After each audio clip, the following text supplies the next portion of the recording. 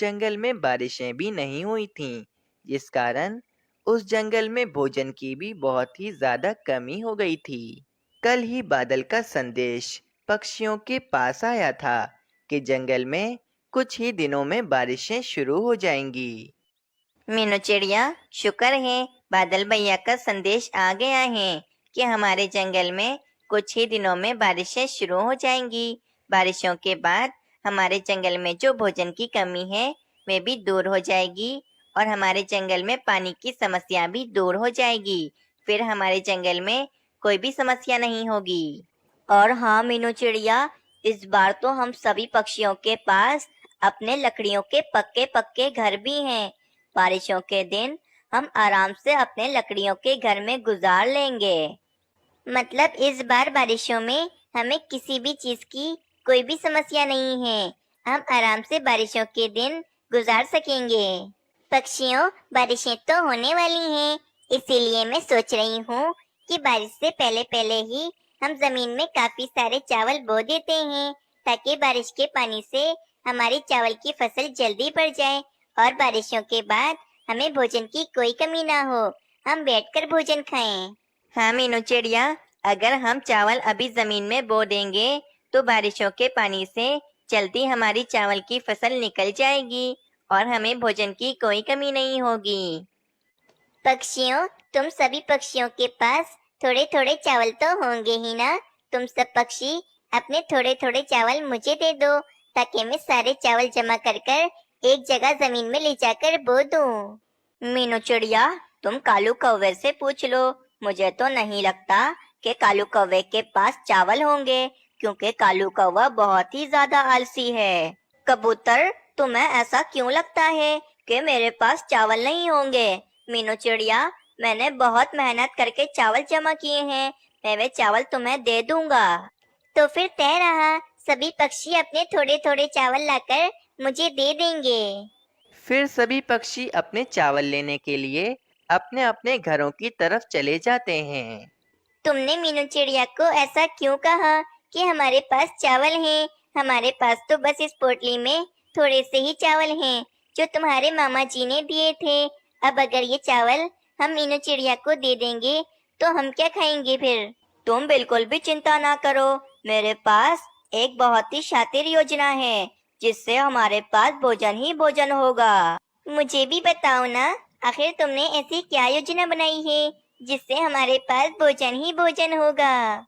देखो, अभी हम अपने चावल ले जाकर मीनू चिड़िया को दे देंगे और सभी पक्षी भी अपने अपने चावल मीनू चिड़िया को दे देंगे और फिर रात को हम मीनू चिड़िया के घर में जाएंगे और वे सारे चावल चोरी कर कर अपने घर में ले आएंगे। इस तरह किसी पक्षी को भी नहीं पता चलेगा कि मीनू चिड़िया के घर से सारे चावल हमने चोरी किए हैं, क्योंकि सभी पक्षियों को तो पता है कि हमारे पास अपने खाने के लिए चावल हैं।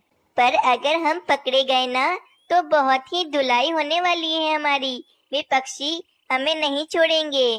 देखो, हमें इस काम में थोड़ा तो रिस्क लेना ही पड़ेगा। तुम बिल्कुल भी चिंता ना करो, हम इस बार नहीं पकड़े जाएंगे। और फिर कालू कौवा और रानी कौवी अपनी चावल की पोटली लेकर मीनू चिड़िया के घर की तरफ चले जाते हैं। जंगल के सभी पक्षी अपनी अपनी भोजन की पोटलियां लाकर मीनू चिड़िया को दे देते हैं और मीनू चिड़िया से कहते हैं, मीनू चिड़िया, हमने ये चावल बहुत ही मेहनत से जमा किए हैं, अब से इसकी जिम्मेदारी तुम्हारी है। हाँ मीनू चिड़िया, ये चावल हमने तुम्हारी जिम्मेदारी पर तुम्हें दिए हैं। अगर हमारे चावल को कुछ भी हुआ तो इसकी जिम्मेदार तुम होगी और हमारे चावल भी तुम ही हमें लौटाओगी। पक्षियों, तुम सब बिल्कुल भी चिंता मत करो, तुम सभी पक्षियों की चावल की जिम्मेदारी अब से मेरी है। फिर सभी पक्षी अपनी अपनी चावल की पोटलियां देकर अपने अपने घरों की तरफ चले जाते हैं। रात होने वाली है, कल सुबह जल्दी उठकर मैं ये सारे चावल ले जाकर किसी अच्छी जमीन पर बो दूंगी। फिर जंगल में रात भी हो जाती है। देखो, मीनू चिड़िया सो रही है। चलो, मैं जल्दी से मीनू चिड़िया के घर में जाता हूँ और सारी चावल की पोटलियाँ चोरी कर कर ले आता हूँ। फिर कालू कौवा मीनू चिड़िया के घर में आता है और वे एक एक पोटली उठाकर अपनी टोकरी में डालने लगता है। कालू कौवा और रानी कौवी चावल की सभी पोटलियां चोरी कर कर वहां से चले जाते हैं। रानी, हमारे पास अब कितने सारे चावल हो गए हैं। अब तो हमें भोजन की बिल्कुल भी कमी नहीं है। बारिशों के दिन हमारे आराम से गुजरेंगे। अगली सुबह जब मीनू चिड़िया उठती है तो वे देखती है उसके घर से सभी चावल की पोटलियां तो चोरी हो चुकी हैं। ये देखकर मीनू चिड़िया बहुत ही ज्यादा चिंतित हो जाती है। बाप रे, चावल की पोटलियां कहाँ चली गईं? मैंने रात को तो यहीं पर रखी थी। लगता है वे सारी चावल की पोटलियां किसी ने चोरी कर ली हैं।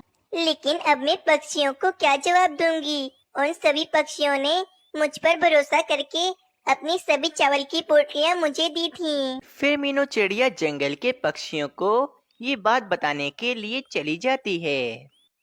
मीनू चिड़िया, तुमने हम सब पक्षियों को यहाँ क्यों जमा किया है?